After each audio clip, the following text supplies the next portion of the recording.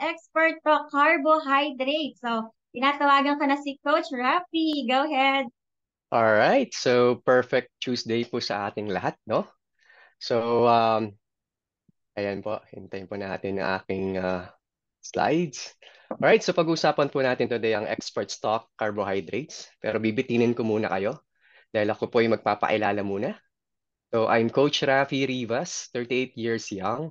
Ako po ay taong gising sa gabi since ang work ko po ay isang virtual assistant US support. So, obviously, dati pong overweight, sakitin ng likod at mainitin ng ulo dahil nga po laging puyat. So nag-start gumamit ng Herbalife products 3 years ago. So we simply replace our breakfast with aloe tea and shake. So since then, maliban sa nakalus po ako ng more than 20 pounds, dumami ang energy. At ngayon po na-enjoy na ang paglalaro ng sports. At patuloy na sinishare ang power of nutrition. Siya nga pala, ang favorite tablets ko po ang energy. Obviously naman, to sustain and maintain ang high energy.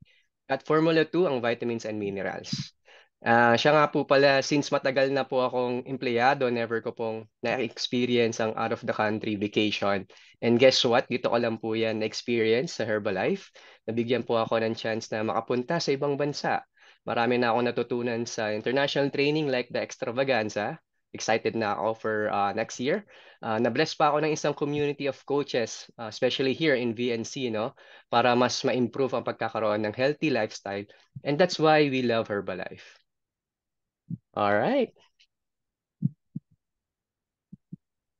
Okay, going back to my special topic for today, expert stock, carbohydrates. So ang source po natin nito ay from HN Grow.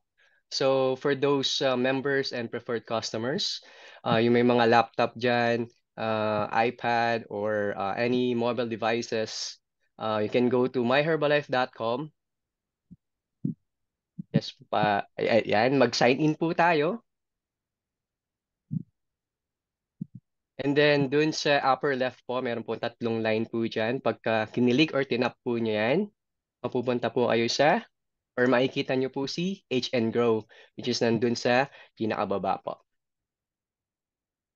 So once yun na select nyo po yan, mapupunta po kayo sa My Learning Journey. At dito nyo po pwedeng i-share sa mga kakilala nyo po, sa mga nangangailangan. So napakaraming topic po dito to discuss. But for today,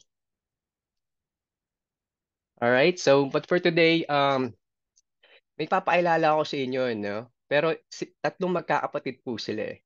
So, ang una po, ang panganay, si protein. So, yung previous special topic ko po na-discuss ko po yan. Yung gitna or yung middle child, si carbohydrates. And then yung bunso, si fat. So, today, ang i-discuss ko po si middle child.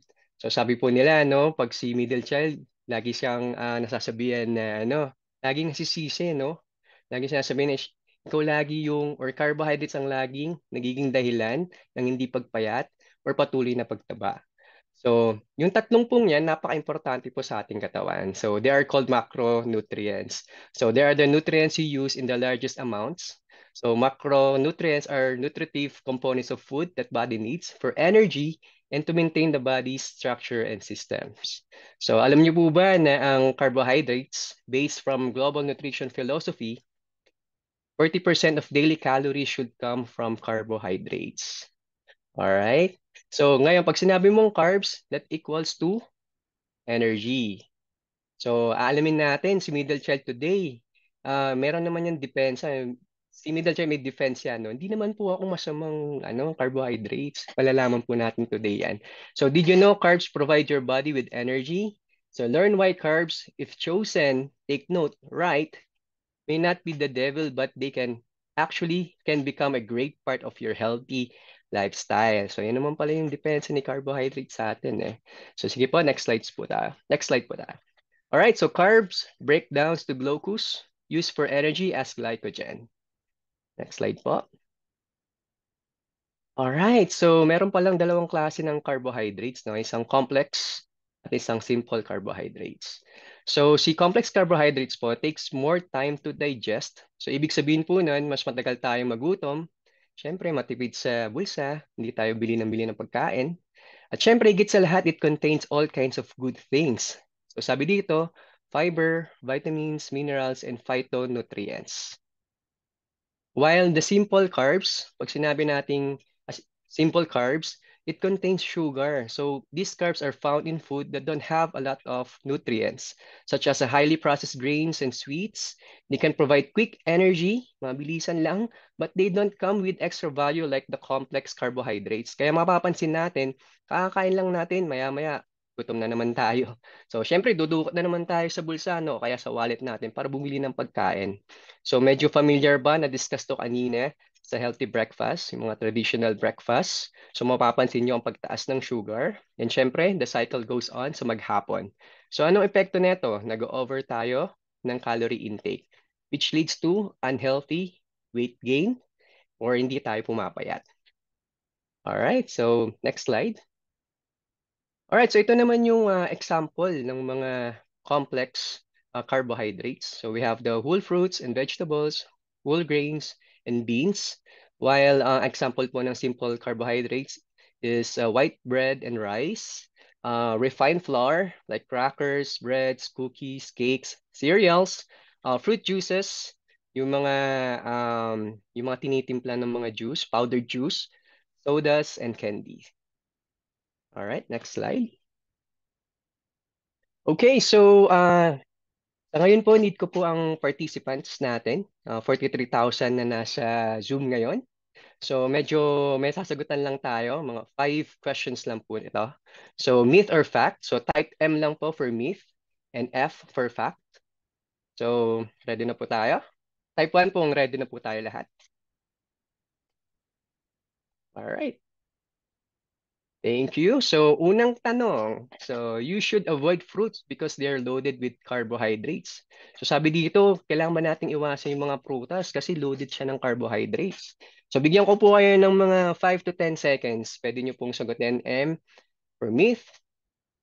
Pag sinabing myth, haka-haka. Pag sinabing fact, it is backed up by scientists and doctors. Sabihin, ito po yung katotohanan. Alright, so, wow, maraming nagsagot ng myth. Alright, so tignan po natin kung ano po yung sagot, no? Sige po, next slide po.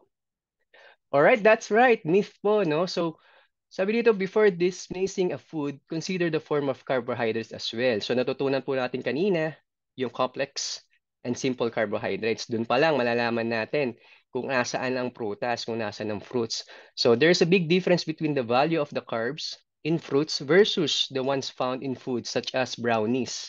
So, minsan, kapag pipili tayo ng pagkain, kung makikita natin, ano bang pipiliin mo? Yung prutas ba na may vitamins and minerals and fiber? Or itong brownies na puro asukal lang?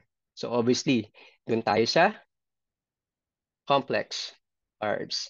All right, so before dismissing, or next slide po. All right, so while fruits are predominantly carbs, these carbs are good because they provide more than energy to the body. So there are also vitamins, minerals, fiber tagging along. So sa susunod na marinig nyo po itong question or marinig nyo sa ibang tao, so you can educate them na ang fruits po ay isa sa mga healthiest na pagkain. Alright, next slide. So, going to our second question, no? Ito, grabe to. Tignan natin kung mahati ang madlang people sa mga sagot, no? So, low carb diets are healthier. So, M for meat, F for fat. Meat, low carb. So, anyway, aba, wala pang sumasagot ng fact, ha?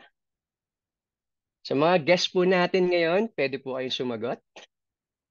Alright, hintay ko po kayo mga 5 more seconds. Aba, lahat myth ang sagot, ha? Sigurado ba kayo dyan? Alright, so alamin natin. Let's go to the next slide. Alright, yes po, tama po kayo sa mga sumagot ng myth. So, if you start a highly restrictive diet, especially when you change drastically the way you usually eat, it may lead to temporary weight loss. Tama naman po yun, no? Pagka tinanggal nyo sa carbohydrates, talagang papayat kayo. Kaso nga lang, temporarily. Di ba nga, babalik tayo dun sa minention ko, based from our global nutrition philosophy, 40% of daily calories kailangan manggaling sa carbohydrates. At kailangan balance po yan. It always balanced nutrition. Yung tatlong magkakapatid. Yung panganay, si protein, yung gitna, si carbs, at si bunso, si fats. Alright? So, but if the plan is unbalanced and not sustainable, then what's the point, no? So, and keep in mind that very low carbohydrate diets may not provide enough carbohydrate to fuel your active lifestyle. Alright? Manghihina at manghihina ka talaga. Alright? So, next slide. Okay, on our third question, there is such a thing as good carbs. Tama po ba yun o hindi? So, myth or fact? Bigyan ko po kayo ng 10 seconds to answer. M for myth, F for fact. Ang good carbs, is there a such thing as a good carbs ba? Alright, may sumagot na thank you very much. Na fact? Sige, okay. Alright, thank you Coach Jesse. F daw, F na F. Okay, so alamin natin. So, next slide please. That's right, no? Tama po yun. Good carbs are those that you get from foods like fruits, vegetables, whole grains, and beans. These are complex carbs that take more time to digest and contain all kinds of goodies like fiber, vitamins, minerals, and sometimes phytonutrients, which are nutrients you get from plants. So meron po talagang good carbs. Meron talagang kagandahan talagang carbohydrates. So wag nating laging sisisihin si carbohydrates, no? And I want to take note po, um, titigan lang natin, ang sabi dito, contain all kinds of goodies, fiber, vitamins, minerals, and sometimes phytonutrients, which are nutrients you get from plants. Mamaya, meron tayong, magugulat kayo, no? Meron ako ipapakilala sa inyo. So, yes po, next slide po tayo. All right, and that's why complex carbs give us lasting energy. And if they are high in fiber, they will help make us feel busog or full. All right. Perfect. So let's go to the next question. Pang-apat po. You should carbo load before every workout for energy. Carbo loading. So ibig sabihin, kumain ng maraming carbohydrates bago mag-workout. Is that a myth or a fact? All right, it's a myth. Sabi daw, ang gagaling naman ng mga ano natin. Parang lahat kayo tumama today, eh. Anyway, alamin natin, no? So let's go to the next slide. Alright, tama na naman po, no? It's a myth. So carbo loading is a concept. So take note, no? Isa lang siyang concept designed to overload the muscles with glycogen, allowing athletes to maintain their pace and exercise longer. So take note of, it's a concept designed for athletes para masustain nila yung energy nila. So this is usually only helpful for endurance athletes, which means those who regularly engage in intense, continuous exercise lasting longer than 60 minutes. So, parang carbo loading is para lang po yan sa mga atleta, just like yung nangyaring Olympics, no? So, kapag mag-engage kayo sa intense workout, which is more than 60 minutes, you need to carbo load. All right, so next slide. So if your workouts are usually shorter than or not intense, think a walk in the park or a 15-minute HIIT routine. Carbo loading won't help you or allow you to work out any harder. So oo nga naman, no? For example, nagwo-walk ka lang or sometimes, ano ba, sa Zumba ba? Kunyari, nag-Zumba tayo. Minsan, bago mag-Zumba, kumakain ng marami. Within the Zumba, minsan may konting chikahan, tas konting galaw-galaw sayaw. And then after ng Zumba naman, magyaya tayo sa mga simple carbohydrates na pagkain. So obviously, hindi pwede or hindi para sa ganyang activity ang carbo loading. So in fact, you could end up piling on extra pounds instead. All right. And let's go to the last question. All right, so for the last question, carbs are better fuel for athletes than protein. All right, is that a myth or a fact?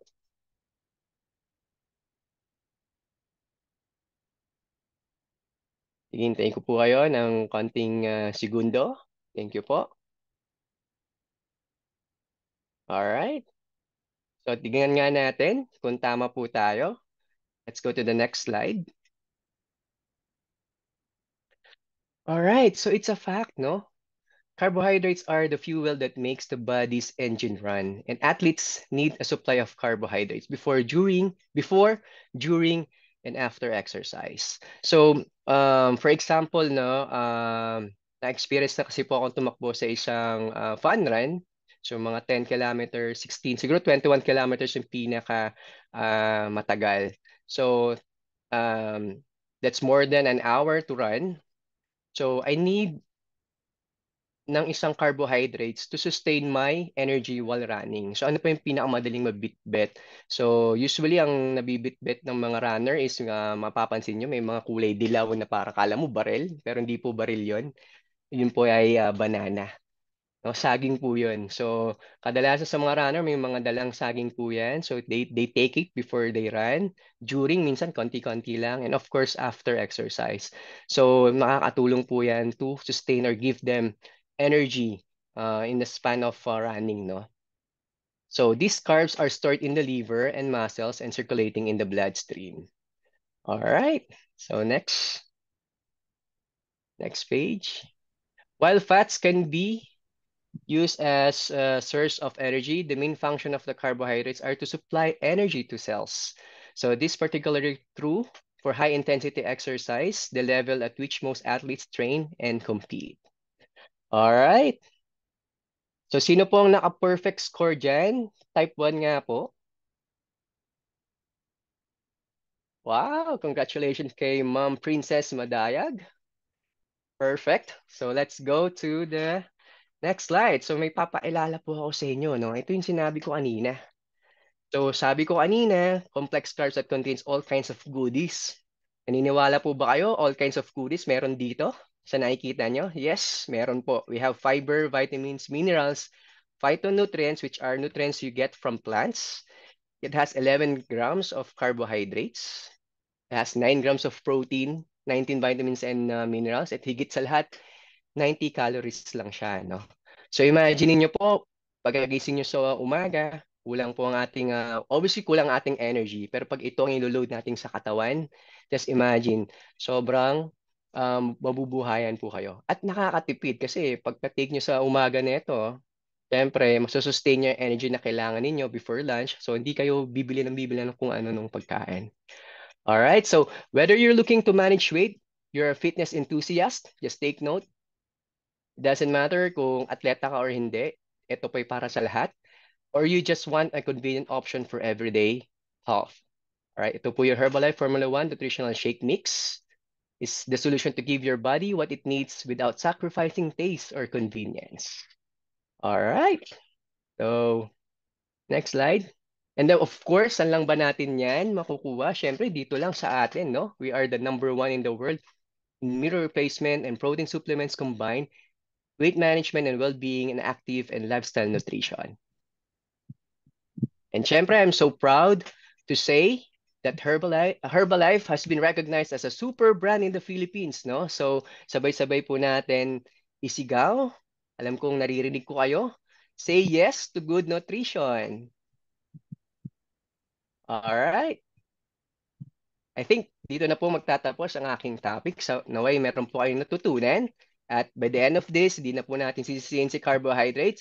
Instead, we're going to educate people, no? We're going to educate people na meron tayong good carbohydrates sa katauhan po o sa kaanuhan po ni complex carbohydrates. And of course, let's invite more people dito po sa ating VNC, Virtual Nutrition Club, to learn more about, being healthy or being a healthy nutritional support for our daily needs, no? So maraming salamat po and back to you, Coach Chow.